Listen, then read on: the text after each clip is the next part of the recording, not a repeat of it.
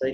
अच्छा यहाँ देखो, सबसे पहले मैंने कहा था जब हम पीरियोडिक क्वेश्चन पीरियोडिक सिस्टम में किसी भी इन्वेंट्री वैल्यूएशन के सवाल को सॉल्व करेंगे तो पहला काम होता है हमारे पास इन्वेंट्री अवेलेबल फॉर सेल का शेड्यूल बनाना। ठीक है, वो हम इस तरीके से बना रहे होंगे। सही, ये हमने अभी थोड़ी देर पहले डिस्कस भी कर लिया लास्ट। सही, और ज़रूरी नहीं है हार्ड एंड फास्ट नहीं है कि आप इस तरीके से बनाएं, आप अपनी अंडरस्टैंडिंग बस रखें कि आपको अवेलेबल फॉर सेल का शेड्यूल बनाना है। तो बिगनिंग इन्वेंट्री लेनी है, बिगनिंग इन्वेंट्री में नंबर ऑफ यूनिट्स होंगे उसके, और उसका कोई रेट होगा, उस रेट से मल्टीप्लाई कर देंगे, टोटल कॉस्ट आएगी। उसमें तमाम परचेजेस जो ड्यूरिंग द पीरियड आपने करी है उनको क्या कर दें, ऐड कर दें। तो परचेजेस के भी कोई नंबर ऑफ यूनिट्स होंगे और उनके कोई ना कोई रेट्स होंगे, उनसे मल्टीप्लाई कर देंगे और टोटल परचेजेस आ जाएंगे। तो बिगिनिंग में परचेजेस को टोटल परचेज कॉस्ट होगी उनको ऐड कर देंगे, तो हमारे पास अवेलेबल फॉर सेल आ जाएगा। सही, अवेलेबल फॉर सेल के यूनिट्स भी निकाल देंगे और अवेलेबल फॉर सेल की कॉस्ट भी निकाल देंगे। सही, अगर तो सवाल में यूनिट सोल्ड गिवन है, सही, तो हम यूनिट सोल्ड को अवेलेबल सेल्स अवेलेबल यूनिट्स में से यूनिट सोल्ड को माइनस कर देंगे तो एंडिंग के यूनिट्स आ जाएंगे, क्योंकि हमें पहले तो एंडिंग के यूनिट्स निकालने हैं। सही, तो वो काम हम यहाँ पर कर लेंगे। अच्छा, फिर वहाँ पर जर्नल एंट्रीज बताएंगे, इसकी जर्नल एंट्रीज हमने पहले डिस्कस कर ली थी, तो अब जब क्वेश्चन में आएंगी आगे तो हम उसको दोबारा और क्लियर कर देंगे। सही, अब हमारे पास एक क्वेश्चन है, पास पेपर का क्वेश्चन है 2002 रेगुलर प्राइवेट का, यूनिवर्सिटी ऑफ कराची का ही पेपर है।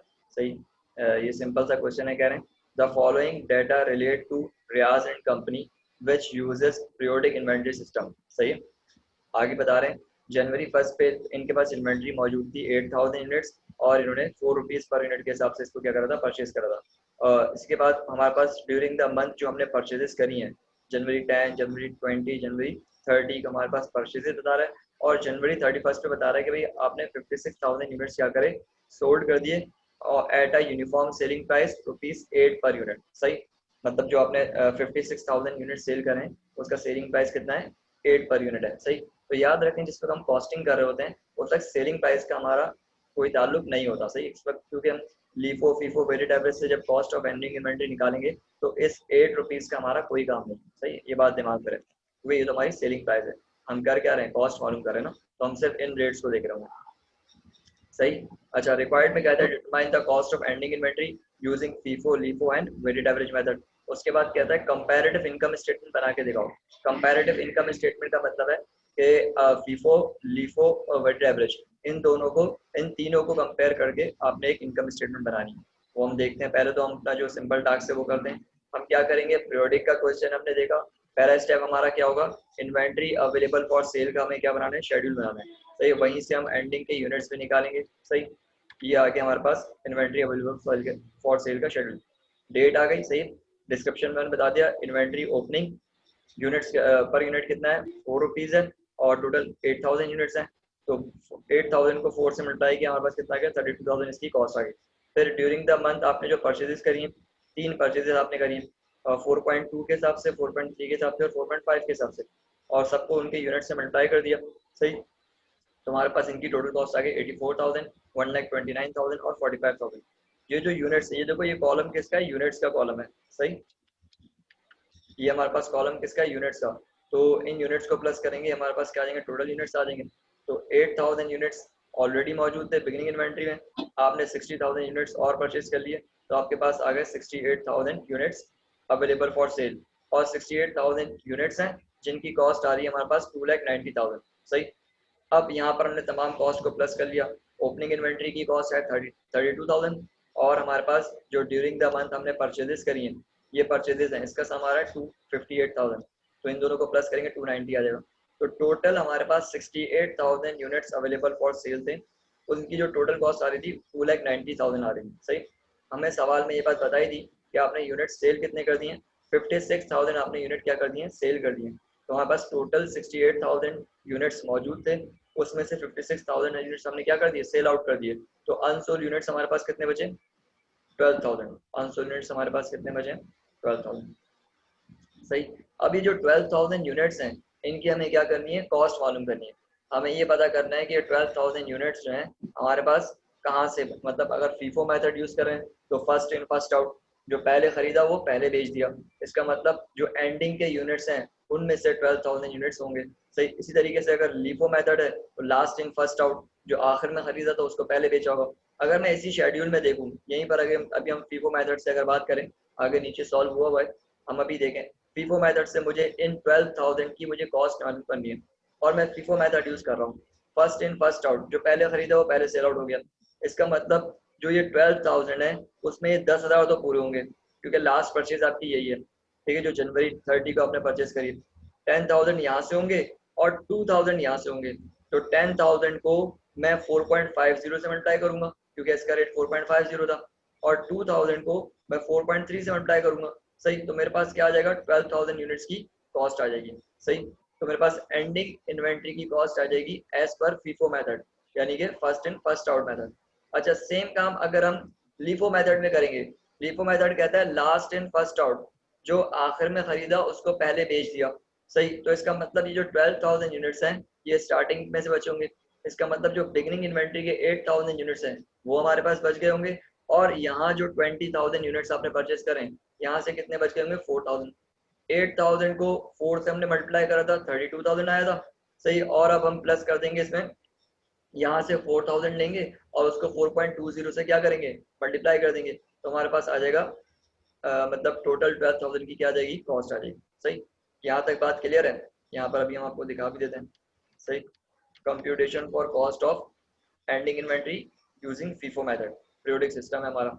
सही, अभी जो मैंने आपको बताया था, जैसे 2,000 यूनिट्स हम 4.3 वाले ले रहे होंगे और 10,000 यूनिट्स हम जो लास्ट हमने 4.5 के हिसाब से खरीदे उससे लेंगे, तो मल्टीप्लाई करेंगे टोटल कॉस्ट आ जाएगी। 12,000 यूनिट्स की कॉस्ट बन रही है कितनी, 53,600। सही, इसी तरीके से हमारे पास जब इसी काम को लीफो मेथड से करेंगे, सही, लास्ट में फर्स्ट आउट से, तो ओपनिंग इन्वेंट्री के ये जो पर्टिकुलर्स लिखा हुआ है देखो, इन्वेंट्री जनवरी फर्स्ट है, ओपनिंग इन्वेंट्री के 8,000 यूनिट्स आ गए और परचेजेस में से हमारे पास आ गए कितने, 4,000। दोनों को उनके रेट से मल्टीप्लाई कर दिया, यहाँ पर टोटल कॉस्ट आ गई 48,800। ठीक है, यहाँ तक बात क्लियर है आप लोगों को।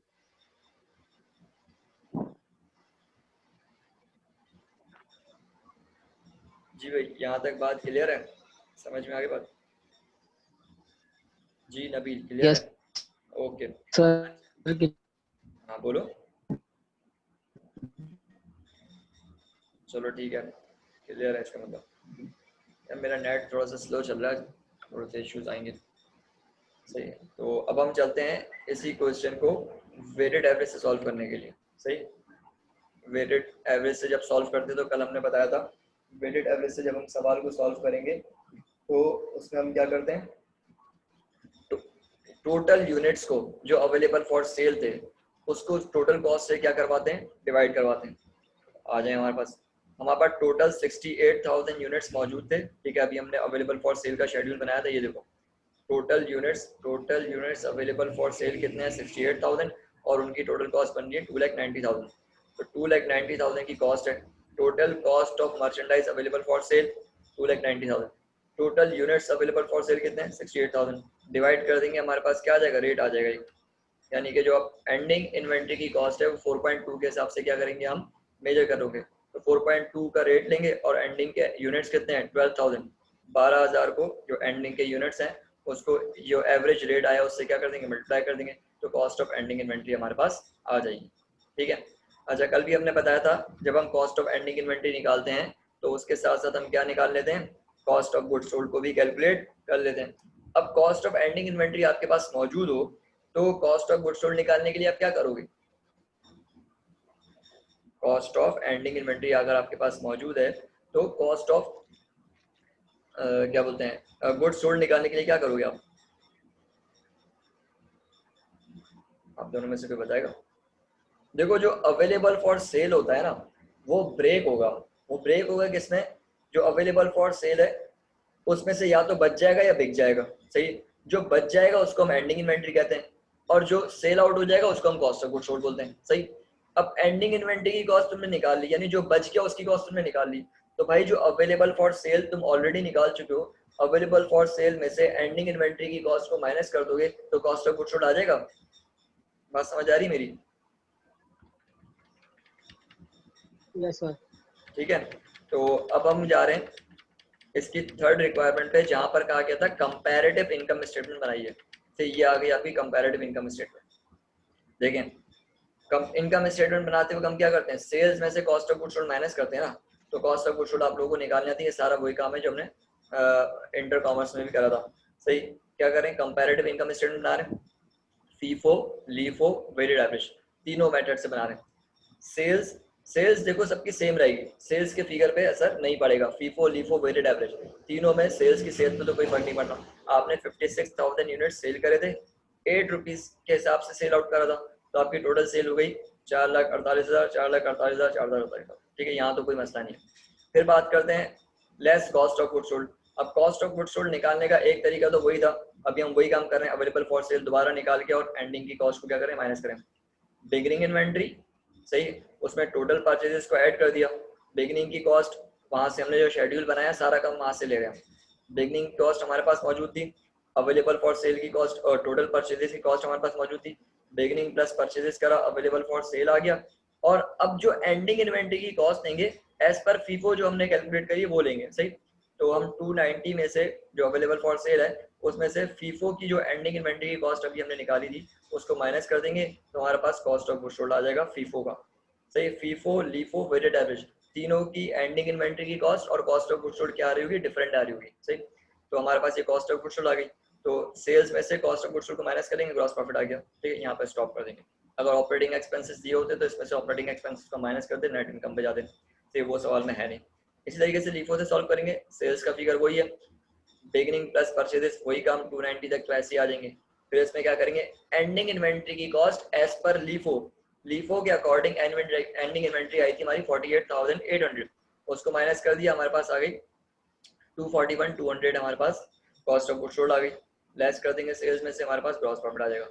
इसी तरीके से हमारे पास अवेलेबल तक वही काम करा, cost of ending inventory as per weighted average आ रही थी हमारी 51,170, इसको माइनस कराया, हमारे पास आ गया 238,824, सही। हम सेल्स में से cost of goods sold minus करेंगे, हमारे पास क्या आ जाएगा, ग्रॉस प्रॉफिट आ जाएगा, ठीक है। तो ये हो गया हमारा कंप्लीट क्वेश्चन, मतलब ये काम हम करने पर मतलब यूँ समझे 20 मार्क्स का सवाल हो गया, तो बहुत आसान क्वेश्चन होगा, आप लोगों को समझ में आ गया है भाई, समझ में आ गई बात पूरी? अगर कोई सवाल है तो पूछ सकते हैं आप लोग। और ये जो हम स्केच बनाएंगे कंपैरेटिव इनकम स्टेटमेंट का, ये एक सिंगल पेज पर ही बनेगा और वर्टिकल ही बनेगा, ऐसे नहीं आप मतलब पेज को लिटा के घुमा के बुक को बनाए, बिल्कुल आराम से बन जाएगा। इतने फीफो, लीफो, वेटेड एवरेज के लिए आप स्मॉल स्पेस बनाएं और इस वाले स्पेस को थोड़ा सा ज़्यादा रखिएगा, सही।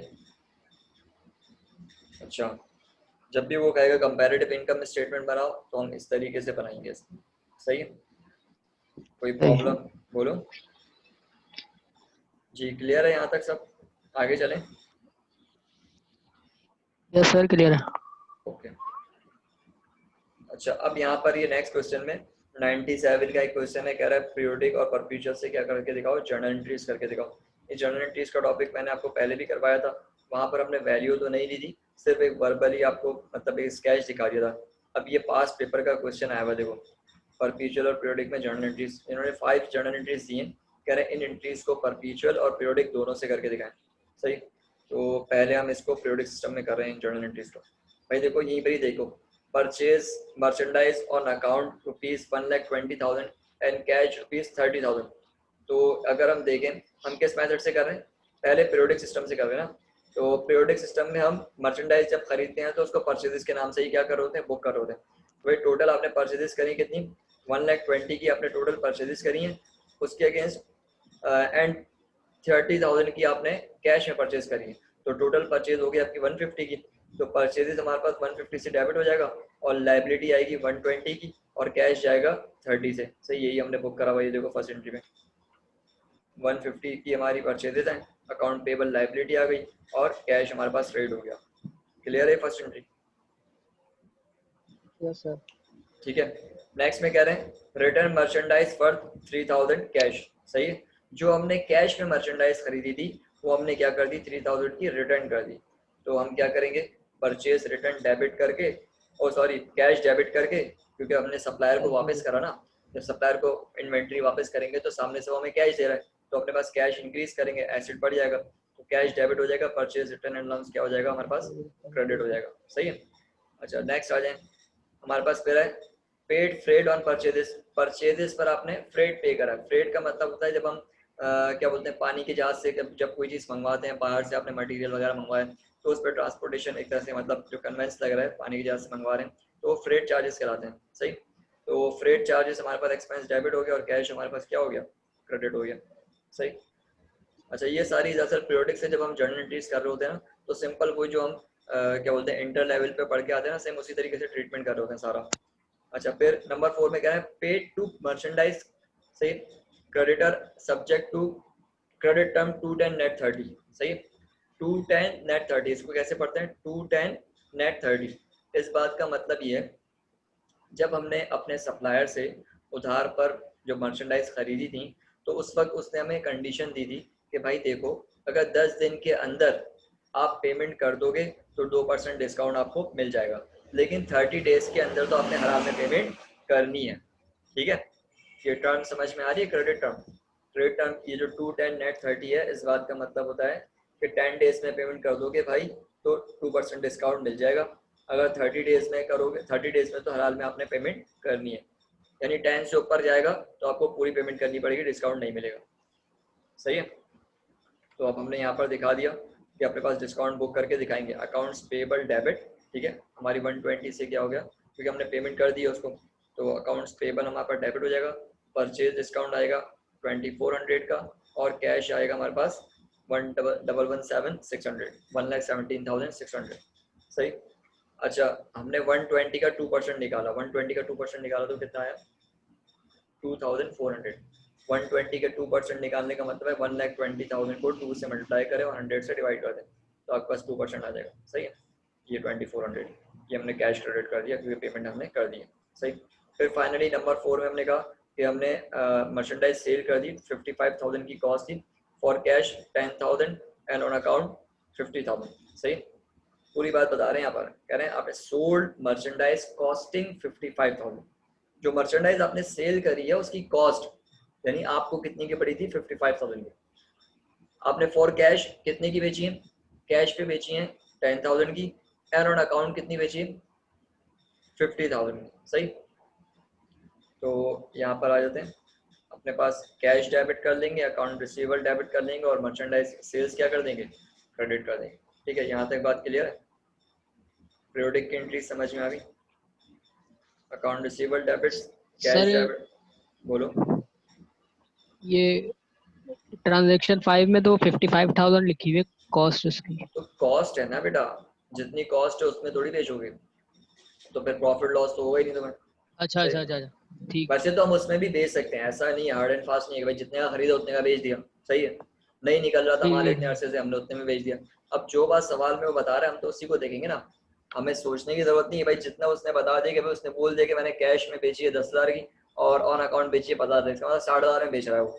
सही, 55 की उसको पड़ी थी कॉस्ट, उसकी क्या थी, 55,000 थी, तो 60 में बेच रहा तो हम 60 में बुक करके दिखा देंगे। ठीक है, हम उसको वहां पर ठीक है सर। सवाल में जाके बोलेंगे थोड़ी पागल है भाई तू क्यों बेच रहा है इसमें। सही है, ऐसे तो नहीं कर देंगे, जो सवाल में उसने लिख दिया वैसे ही चलेंगे। अकाउंट रिसीवेबल डेबिट और कैश डेबिट और सेल्स को क्या कर देंगे, क्रेडिट कर देंगे। सही। अच्छा, अब सेम काम हमें किस में करना है, परपीचुअल में सेम एंट्रीज परपेचुअल। करनी है। परपीचुअल से एंट्रीज करेंगे तो हमने कहा था आपको कि हम कौन सा अकाउंट यूज करेंगे, परचेजेस का अकाउंट नहीं यूज करेंगे, इन्वेंट्री या मर्चेंडाइज का अकाउंट यूज करेंगे। देखो भाई, यहाँ पर हमने क्या करा, मर्चेंडाइज डेबिट कर दिया, अकाउंट्स पेबल और कैश को क्या कर दिया, क्रेडिट कर दिया फर्स्ट एंट्री में। जहाँ पर हमने पीरियोडिक में क्या करा था, परचेजेस लिखा था, परपीचुअल में क्या लिख दिया, मर्चेंडाइज लिख दिया, सिर्फ ये चेंज आया है। इसी तरीके से जब मर्चेंडाइज रिटर्न करी तो हमने कैश डेबिट करके मर्चेंडाइज रिटर्न को क्या कर दिया, क्रेडिट कर दिया। हमने पीरियोडिक में क्या लिखा था, परचेज रिटर्न लिखा था। सही, इसी तरीके से जब फ्रेट चार्जेस थे वहाँ पर फ्रेट चार्जेस थे, यहाँ भी इन्होंने फ्रेट चार्जेस ही इसको लिखा हुआ है। सही, इस तरीके से हमारे पास जो अकाउंट्स पेबल था ये तो सिंपल वही entry, accounts payable debit, purchase discount और कैश क्या हो जाएगा, क्रेडिट हो जाएगा। सही, उसके बाद आ जाए हमारे पास सेल्स की एंट्री भी सही है, account receivable debit, cash debit और सेल्स क्रेडिट। अब उसके साथ साथ परपीचुअल सिस्टम में सेम डेट पर कॉस्ट भी क्या हो जाएगी, बुक हो जाएगी, cost of goods sold debit और मर्चेंडाइज क्रेडिट। सही है, हमने ये एंट्री पीरियोडिक सिस्टम में नहीं करी थी। सही, पीरियोडिक सिस्टम में हमने क्यों नहीं करी थी, क्योंकि हमने कहा था हम स्टॉक टेकिंग यानी कॉस्ट ऑफ गुड्स सोल्ड पूरे क्या बोलते हैं आपका मंथ के बाद या ईयर के बाद जाके निकालेंगे। यहाँ पर जहां पर सेल होगी, जिस पॉइंट पे सेल हो जाएगी उसी पॉइंट पर हम क्या कर लेंगे, cost of goods sold calculate करके दिखा देंगे। तो उसने बताया हुआ था सवाल में, cost of goods sold debit कर लिया हमने और मर्चेंडाइज को क्रेडिट कर दिया कि ये 55,000 की मर्चेंडाइज अब हमारे पास नहीं है, डिक्रीज हो गई। और हमारी cost of goods sold expense account होता है, एक्सपेंस बढ़ गया और मर्चेंडाइज क्या हो गई, क्रेडिट हो गई। जी क्लियर है यहाँ तक बात? यहाँ तक बात क्लियर है आप दोनों को? जी भाई बोल दो यार। सर ये बोलो। दोबारा बता दे एक दफा। कौन सी? ये 6 वाली। 6 वाली देखो, मैंने आपसे कहा परपीचुअल इन्वेंट्री सिस्टम में जैसे ही सेल होगी उसी टाइम स्टॉक टेकिंग हो जाएगी, सही है? मतलब उस सेम टाइम सही। पर कंटिन्यू स्टॉक टेकिंग, तो हमें उसी वक्त जिस वक्त सेल हुई है ना, उसी वक्त कॉस्ट ऑफ गुड्स मतलब कॉस्ट जितने की कॉस्ट थी उसको बुक करके दिखाना पड़ेगा, सही? ये बात हमने जब हम परपीचुअल और पीरियोडिक की एंट्रीज को जब स्टार्टिंग के फर्स्ट लेक्चर में बताया था, वहां भी बताया था मैंने, जिस पॉइंट पर हम सेल करेंगे उसी पॉइंट पर हम क्या करेंगे, वहां पर कॉस्ट भी बुक करके दिखाएंगे। लेकिन पीरियोडिक में हम ये काम नहीं करते। पीरियोडिक में हम ये काम कब करते हैं, जब हमारा टाइम पीरियड यानी क्वार्टरली बेसिस पे स्टॉक टेकिंग करें तो एक पूरे क्वार्टर को कंप्लीट होने के बाद करेंगे, सही? अगर हाफ सही। हाफ ईयरली कर रहे हैं तो हाफ ईयर कंप्लीट होने के बाद ये काम कर रहे होंगे। लेकिन परपेचुअल में तो जहां सेल हुई वहां ये काम करना पड़ेगा, सही? एक सेल होगी वहां भी करना पड़ेगा। समझ आई बात? है भाई, समझ गए जी। बात? अच्छा देखो, पीरियोडिक सिस्टम हमारा कंप्लीट हो यस गया। सर सही। देखो पीरियोडिक सिस्टम के अब पास पेपर्स में जितने भी पीरियोडिक सिस्टम्स के क्वेश्चन आए हुए ना, तो वो आप लोग ने सॉल्व करने हैं, सही? और जैसे हमारे पास ये फाइल है, इसमें हमारे पास क्वेश्चंस भी हैं। अच्छा पीरियोडिक सिस्टम हमारा कंप्लीट हो गया, अब हम स्टार्ट करेंगे किसको, परपेचुअल सिस्टम को हम स्टार्ट करेंगे, सही? मैं पीरियोडिक सिस्टम को एक मरतबा दोबारा से रिकॉल कर देता हूँ, सही? पीरियोडिक सिस्टम को हम जब सॉल्व करते हैं तो हमारा पहला काम क्या होता है, आप लोग बताओ कि फर्स्ट स्टेप हम क्या करते हैं पीरियोडिक सिस्टम को सवाल को सॉल्व करने के लिए?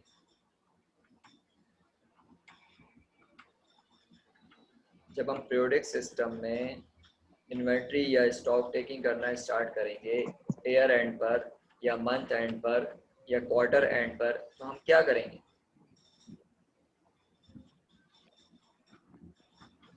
हाँ भाई बोलो, कहाँ चलेगा तुम?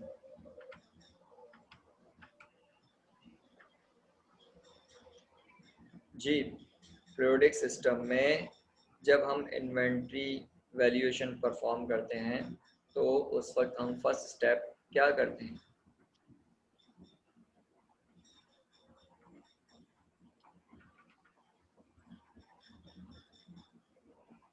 यस और नो में मतलब कोई जवाब तो दे दें। फर्स्ट स्टेप हम क्या परफॉर्म करेंगे?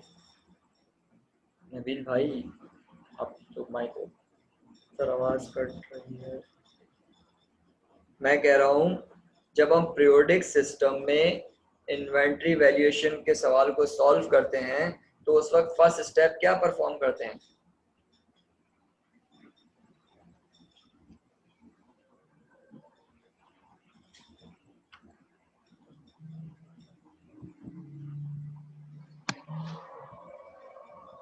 हाँ नबील आवाज़ नहीं आ रही आपको? सर कट कट के आ रही है आवाज। जो मैंने सवाल पूछा है वो आपको क्लियर है? नहीं, मैं आवाज ये में पीछे पीछे से कुछ आवाज आ रही है। अच्छा एक सेकंड सबर करेंगे मैं इस मसले को।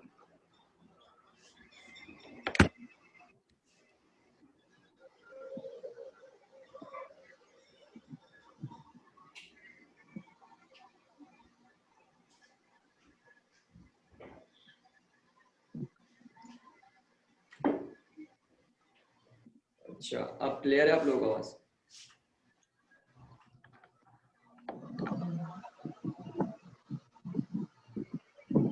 यस सर पहले से बेहतर है। सही है। तो एंडिंग इन्वेंट्री कैलकुलेट करेंगे। एंडिंग इन्वेंट्री कैलकुलेट करने से पहले भी एक काम करेंगे। फर्स्ट स्टेप पूछ रहा हूँ आप लोगों से, तो पहला स्टेप क्या परफॉर्म करेंगे? पीरियोडिक का सवाल आज आपके पास आ जाता है, सही? एग्जाम में अगर आपके पास पीरियोडिक का क्वेश्चन आता है तो सबसे पहले क्या करोगे?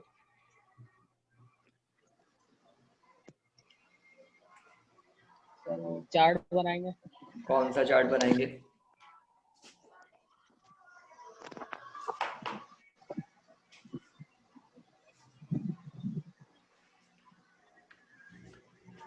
भाई बताओ यार कौन सा चार्ट बनाओगे? परचेजेज और सेल्स का, परचेजेज और सेल्स का नहीं कहेंगे, हम कहेंगे इन्वेंट्री अवेलेबल फॉर सेल का शेड्यूल बनेगा। ठीक है, इन्वेंट्री अवेलेबल फॉर सेल का क्या बनाएंगे? शेड्यूल बनाएंगे।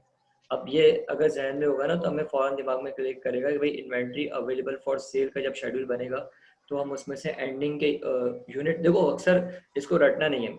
अक्सर होता क्या है सवाल में, या तो वो एंडिंग यूनिट्स आपको ऑलरेडी दे देता है, या फिर आपसे आपको जो यूनिट सेल आउट हो गए उनको बता देता है। सही, तो हम अवेलेबल फॉर सेल शुरू में इसलिए निकाल लेते हैं, जो अवेलेबल फॉर सेल हमारे पास आ जाता है तो उसमें से हम एंडिंग के यूनिट्स को माइनस करते हैं तो यूनिट सोल्ड पता लग जाता है, और अगर यूनिट सोल्ड को माइनस करते हैं तो एंडिंग के यूनिट्स पता लग जाते हैं। ठीक है, तो फिर उसके बाद हम जाते हैं मेथड की तरफ, फीफो और लिफो की तरफ। सही है, या वेरिएट एवरेज दिया हुआ है तो वेरिएट एवरेज से सॉल्व कर रहे होते हैं।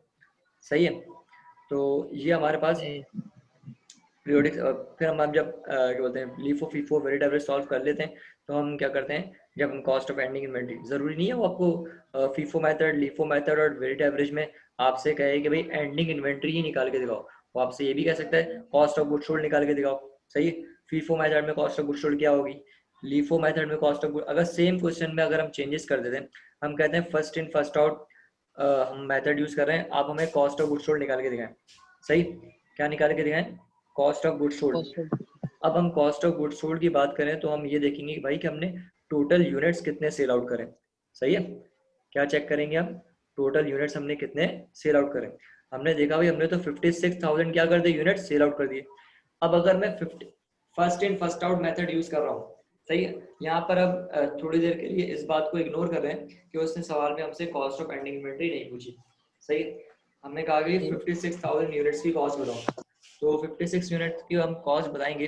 हम क्या मालूम कर रहे हैं, सेल्स वाली साइड देख रहे हैं ना, तो फर्स्ट इन फर्स्ट आउट की बात करेंगे तो भाई जो पहले खरीदा वो पहले बेच दिया, तो स्टार्टिंग से ही हम क्या करेंगे, यूनिट्स को पिक करना शुरू कर देंगे। 8,000 आपने ये सेल आउट कर दिए होंगे, 20,000 आपने ये सेल आउट कर दिए होंगे, और यहाँ से आपने 28,000 तकरीबन आपने क्या कर दिए होंगे, सेल आउट कर दिए होंगे। तो आप कहाँ आ जाओगे, 56,000 पे आ जाओगे। सही, तो आपके पास क्या बनेगी, 56,000 की कॉस्ट बनेगी, वही आपकी कॉस्ट ऑफ गुड्स सोल्ड होगी। सही, समझ में आई बात? सही सही सर। सही भाई, समझ में आ गई बात? ठीक है, तो देखो इन्वेंट्री वैल्यूएशन के क्वेश्चन में पीरियोडिक सिस्टम में हमारे पास यही है, इससे ज़्यादा और कुछ भी नहीं है। तो इसका एक सवाल एक ईयर ऐसा है जहाँ पर मिसिंग फिगर का क्वेश्चन आया हुआ है।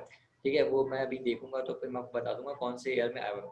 अब आप लोग पास्ट पेपर के क्वेश्चन सॉल्व करो, पीरियोडिक इन्वेंट्री सिस्टम को करना शुरू कर दो। सही, अब नेक्स्ट वीक जो हमारी अकाउंटिंग की क्लास होगी तो उसमें उसमें आपको परपेचुअल इन्वेंट्री सिस्टम बताऊंगा कि परपेचुअल इन्वेंट्री सिस्टम में स्टॉक टेकिंग किस तरीके से होती है। सही, मतलब परपेचुअल इन्वेंट्री सिस्टम होगा और उसमें लीफो फीफो और मूविंग एवरेज मेथड होगा। वहाँ पर वेटेड एवरेज मेथड नहीं बोलते, weighted average method periodic system के लिए यूज करते हैं और परपेचुअल के लिए मूविंग एवरेज मेथड यूज करते हैं। सही, वो हम देखेंगे अपनी नेक्स्ट क्लास में। ठीक है, जब हमारी मंडे को क्लास होगी अकाउंटिंग की। सही, अब अभी ये है कि आप लोग जो हमारे पास वीक आ रहा है इसमें पीरियोडिक के जो क्वेश्चन है पास पेपर्स में आपके पास आए हैं, आपको कोई भी प्रॉब्लम होती है किसी भी सवाल में तो आप सवाल पहले तो ये बात तो कंफर्म है कि हर ईयर में आपको क्या बोलते हैं मर्चेंडाइज इन्वेंट्री का क्वेश्चन मिलेगा। सही, क्वेश्चन आप रीड कर लो, उसको देख लो, सवाल में अगर पीरियोडिक सिस्टम से पूछा हुआ है तो पीरियोडिक सिस्टम से उसको सॉल्व करो, और अगर आपको कोई प्रॉब्लम आती है तो वो मुझसे आप पूछ सकते हैं। सवाल का स्क्रीनशॉट लो या कुछ भी करो, आप मुझसे आप व्हाट्सएप पे पूछ लो, उसको हम डिस्कस कर लेंगे आपस में और सॉल्व कर लेंगे। ठीक है, अब नेक्स्ट वीक से हम परपेचुअल इन्वेंट्री सिस्टम पे जाएंगे। देखो मैंने कहा इन्वेंट्री का सवाल आपका 20 मार्क्स का हर साल आएगा तो पेपर का 20% है। सही, तो ये हमारे पास इस मंथ में हमारा इंशाल्लाह क्लोज हो जाएगा, लेकिन ये मेरे एंड से क्लोज हो जाएगा, यानी कि मैं समझा दूंगा, परपेचुअल भी समझा दूंगा, ग्रॉस प्रॉफिट मेथड है वो भी समझा दूंगा, रिटेल प्राइस मेथड भी समझा दूंगा। लेकिन प्रॉब्लम क्या है, आपके एंड से उस वक्त होगा जब आप क्या कर लोगे, इसकी प्रैक्टिस कर लोगे। सही, जब आपको कॉन्फिडेंस होगा कि अब मतलब कोई भी इन्वेंट्री का क्वेश्चन आ जाए तो मैं कर सकता हूँ। सही, ऐसा होना चाहिए। ठीक है, तो अब आप पास पेपर के ठीक है क्वेश्चन सर। 5 ईयर आप लोगों के पास होगा, पास पेपर के क्वेश्चंस को सॉल्व करना शुरू करें। और अगर आप लोगों को कोई प्रॉब्लम हो तो आप ये चैनल में मतलब जो लेक्चर है इसको मैं अपलोड भी कर दूंगा, तो वहाँ से आप लोग देख भी लीजिएगा। ठीक है, कोई प्रॉब्लम हो तो वैसे मुझसे डिस्कस भी कर लीजिएगा, कहीं अगर फंस जाओ किसी सवाल में। ठीक है, तो इसको यहीं ठीक पे है सर। क्लोज करते हैं आज की क्लास को। इंशाल्लाह कल जो है फिर हमारी स्टैट्स की क्लास होगी सेम टाइम। ठीक है, ओके, अल्लाह हाफिज़। अल्लाह हाफ़िज़।